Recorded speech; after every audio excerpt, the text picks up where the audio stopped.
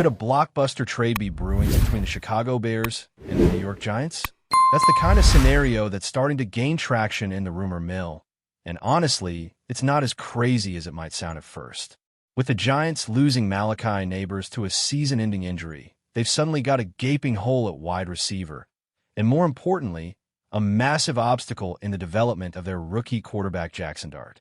Now, you're telling me they're going to throw Dart out there week after week with just Wan'Dale Robinson and Darius Slayton as his top targets? Come on, that's not how you build confidence in a young QB. So here's where things start to get interesting. Some folks are floating the idea of a potential DJ Moore for Kayvon Thibodeau swap. Straight up. Now, before we go full Madden fantasy mode, let's break this down with a little bit of context. First off, Thibodeau, a former first-round pick, is still very young and has had some flashes. According to some, including insiders close to the Giants, he's been playing at an all-pro level this season. But when you look at the numbers, especially the pass rush win rate, it paints a slightly different picture. According to PFF, his win rate is just under 11%.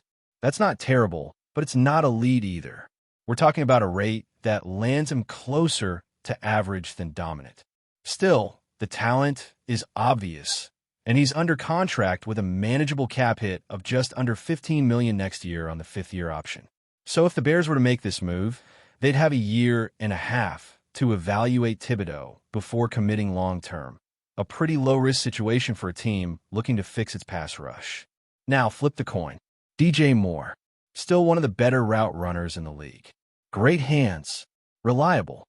But here's the thing. He's no longer the number one option in this offense. That title now firmly belongs to Rome Odunze, who has absolutely taken off. He's not just a rookie with promise. He's looking like a future star. So with DJ Moore settling into more of a WR2 role, it raises the question, is his current salary, nearly $27 million per year, really worth it for a secondary option? Especially when you have younger, cheaper talent already showing they can handle bigger responsibilities? That's the conversation happening inside Hallis Hall right now, whether fans like it or not. And look, DJ hasn't been bad this season. Far from it. He's had some moments, and there's probably a case to be made that the Bears could be getting him more involved. But it's also clear that the offense has shifted. Rome is the focal point, and even Luther Burden III is pushing for more snaps and a larger role. So what's the smart play here? Hold onto an expensive WR2 while your defense continues to struggle getting to the quarterback? Or move a valuable asset in DJ Moore to address one of your team's biggest weaknesses in the pass rush? On the Giants' side, this potential trade makes even more sense. They're desperate to give Jackson Dart a legitimate chance to succeed, and adding a proven receiver like DJ Moore would help that cause in a major way. Brian Daboll is already on the hot seat, and he needs this offense to click sooner rather than later if he wants to keep his job. Giving Dart a weapon like DJ Moore might be the kind of bold move that changes the trajectory of this team. Not just for this season, but for the long-term development of their quarterback. For the Bears, though, it comes down to priorities. If the front office believes they've seen enough from Luther Burden to elevate him into a full-time role, and they believe Odunze is the real deal, which he's proving to be, then DJ Moore suddenly becomes expendable. And when you look at the state of the Bears' pass rush, which has been abysmal this season, a player like Kayvon Thibodeau becomes very attractive. Maybe you don't get a pick involved. Maybe it's straight up. Maybe you get a mid-rounder attached. Who knows? But even without additional draft capital, this isn't a lopsided proposal. But let's not ignore the elephant in the room, Caleb Williams. He's the franchise now. And even if he and DJ Moore haven't developed perfect chemistry yet, trading away a top veteran receiver midseason could hurt his growth. The goal, above all, is to make life as easy as possible for Caleb. Even if the offense is trending toward a youth movement, you have to be careful about shaking things up too quickly. DJ still commands attention from defenses. He still opens things up for Rome and others. So removing him from the equation could have a ripple effect that slows down the very progress the Bears are trying to make. So for now, the answer might just be, not yet.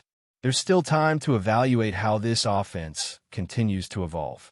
Does DJ Moore carve out a larger role in the coming weeks? Does Luther Burden prove he's ready for that full-time spot? Is Kayvon Thibodeau continuing to improve, or does he plateau? All of these questions matter. But if things hold steady as they are now, this trade could go from rumor to reality by the time the deadline hits. And speaking of trades, the Bears could also be looking elsewhere to address some other needs, like running back. A viewer asked whether Carolina might be willing to part ways with Chuba Hubbard. An interesting idea, but one that seems unlikely at the moment.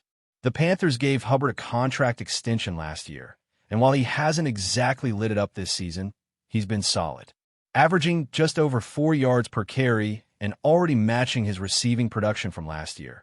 He's doing enough to maintain his spot in the rotation. Plus, with their rookie Jonathan Brooks facing a potentially career-threatening injury, the Panthers might not be ready to give up on a guy they just paid. That being said, if the Bears are really going all in on giving Caleb as much help as possible, then everything should be on the table, including bringing in more help at running back or offensive line. Because let's be real, the offensive line still has its question marks. Is the left tackle of the future already on the roster? If so, great, problem solved. If not, then that's a position that absolutely has to be addressed in the next draft or free agency. Same goes for the defensive line and safety. The Bears have multiple starters on expiring deals and some serious decisions to make. But quarterback, that's off the table. Caleb Williams isn't just safe. He's the guy. Period. Anyone still holding on to the idea that the Bears might draft another quarterback next year probably hasn't been watching closely. Has he been perfect? No. Has he shown enough to believe in his long-term potential? Absolutely. Even with a non-existent run game, he's managed to win games with his arm and poise. That's not something you can say about many rookies. He's carrying this offense, and he's doing it without much help on the ground. So unless something dramatic happens, quarterback will not be a discussion next spring. As for the bye week, it might have come at the perfect time. The Bears are riding a 2-game win streak, and while you might think it's better to keep the momentum going, the truth is this team is banged up. A week to reset, get healthy, and make some internal adjustments could pay dividends in the long run. And hey, it also just happened to line up perfectly with a certain wedding weekend. Not bad timing at all. Coming out of the bye, the Commanders are up next. That game is huge. Win that one, and the Bears are back above 500 with some very winnable matchups on the horizon. Saints at home, a limping Ravens squad, a Joe Burrow-less Bengals team. Suddenly, what looked like a brutal mid-season stretch is starting to look a lot more manageable. That's the beauty of the NFL. Every year, we overreact to the schedule the moment it drops. We circle the tough games and pencil in wins and losses like we know what's going to happen. But injuries happen. Teams surprise. Coaches overachieve or underdeliver. That's why we watch. That's why these conversations, like whether to trade DJ Moore for Kayvon Thibodeau, are so fascinating. Because nothing is off the table, especially for a team trying to build around a generational quarterback talent in Caleb Williams. Now let's dive deeper into the state of this Bears team, because there are still so many moving parts, and the second half of the season is going to tell us a lot about where this roster is truly headed. The question that keeps coming up is whether this team is really just a few pieces away, or if they're still in a larger rebuild mode. And while Caleb Williams is showing signs that he might be the answer at quarterback, and that alone changes everything, there are still legitimate holes to patch, especially on the offensive line, the defensive front, and even the backfield. Let's start with the offensive line. It's been a roller coaster so far. There have been flashes of stability, moments where you can see the vision, but also a lot of inconsistency. The biggest question mark? Left tackle. It doesn't seem like the Bears have found the guy at that spot yet, and while they're hopeful about some of the younger names on the roster, nothing has been locked in. A viewer asked whether there's a chance Aussie could be given a shot at left tackle, and from everything we've seen, that's not in the cards, at least not right now. He's getting some reps at right tackle, but the fact that he didn't even play on the left side when the Bears were shorthanded against the Raiders says a lot. If he was going to get a serious look at that position, that would have been the week. So what does that mean for the future? Well, it puts left tackle right back on the table for round 1 of the draft, unless someone steps up in a big way. It's too important of a position to gamble on. You've got your franchise quarterback now. Protecting him is priority number one. If that position isn't solidified by the end of the season, expect the Bears to throw serious resources at it in the offseason, whether through the draft or free agency. The defensive line is another area that needs urgent attention. This group just hasn't generated enough consistent pressure. That's part of what makes the Kayvon Thibodeaux trade idea so appealing. Even if he's not a game wrecker right now, he's young, still developing, and would instantly become one of the Bears' top pass rushers. And if you're looking at building a sustainable defense, you need cornerstone guys up front. The Bears simply don't have enough of those right now.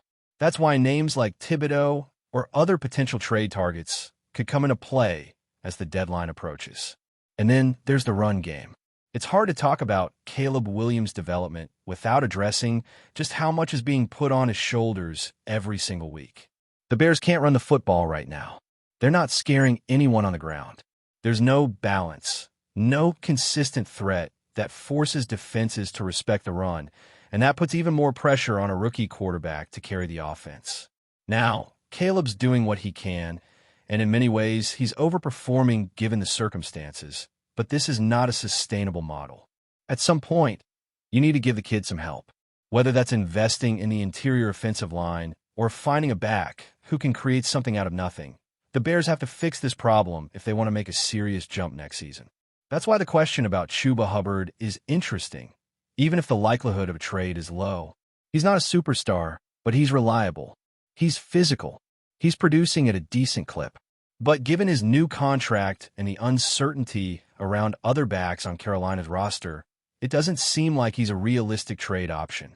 And frankly, unless it's a clear upgrade, you probably don't want to spend assets on a running back midseason. The smarter play might be waiting for the offseason and making a move then, when you have more flexibility and better options.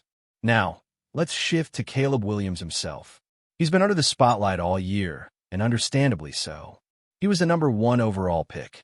The expectations were sky high. And to be fair, he's had his ups and downs, like any rookie quarterback. But what's undeniable is how important he already is to this team. The passing game isn't just part of the offense, it is the offense. There's no run game. The O-line is shaky. And yet, the Bears are winning games because of Caleb's ability to make plays, keep drives alive, and handle the pressure like a veteran. That's not normal for a rookie. That's special. And yet, the haters are still out there. Some of it is just noise. The same tired arguments about personality or off-field stuff that have no impact on what happens on Sundays. But others are just skeptical about whether he could be the guy long-term. And that's fine. People are allowed to have doubts. But here's the thing. Name another rookie quarterback who could do what he's done the past 2 weeks with his current Bears offense. No run game. Injuries. Shaky line. And yet, they're winning. That doesn't mean Caleb is already a top 10 quarterback. But it does mean that under these circumstances, he's absolutely doing enough to earn your belief. Before we continue, don't forget to subscribe to our channel and give this video a like. Your support helps us keep bringing you the latest updates on our Chicago Bears. And don't be shy. Drop your thoughts on the news in the comments below. Whispers are already echoing through the NFL world after a surprising comment from veteran sportscaster Joe Buck, who reportedly didn't hold back his criticism of the Chicago Bears during a recent broadcast.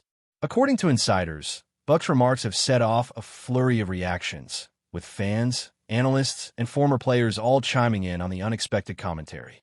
While Buck has always been known for his candid takes, this time the criticism seemed sharper, targeting not just the team's performance, but the organization's broader strategy.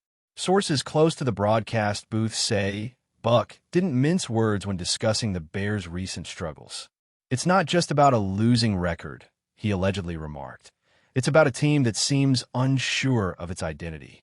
The comment has sparked intense debate online, with some fans defending the Bears' potential and others questioning the team's direction under the current coaching staff. Social media has been ablaze with reactions ranging from memes mocking the franchise to passionate arguments about whether Buck's criticism was fair. Even within the NFL community, whispers are circulating that Buck's statement could have more impact than usual.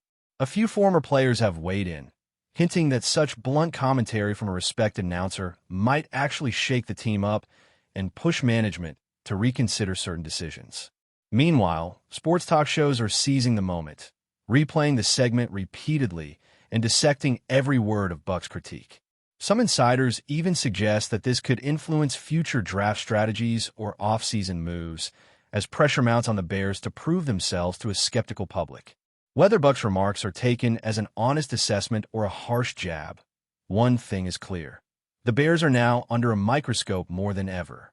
Analysts are speculating that the team might feel compelled to respond, either through performance on the field or through careful PR maneuvers. For fans and detractors alike, Buck's comments have become the talk of the league, proving once again that in the NFL, even a few pointed words from a broadcaster can ignite a storm of rumor, speculation, and debate. That's it for this update. If you enjoyed the video and want to stay updated with exclusive news about our Chicago Bears, be sure to subscribe to our channel and hit that like button. We can't wait to hear your thoughts in the comments. See you in the next video.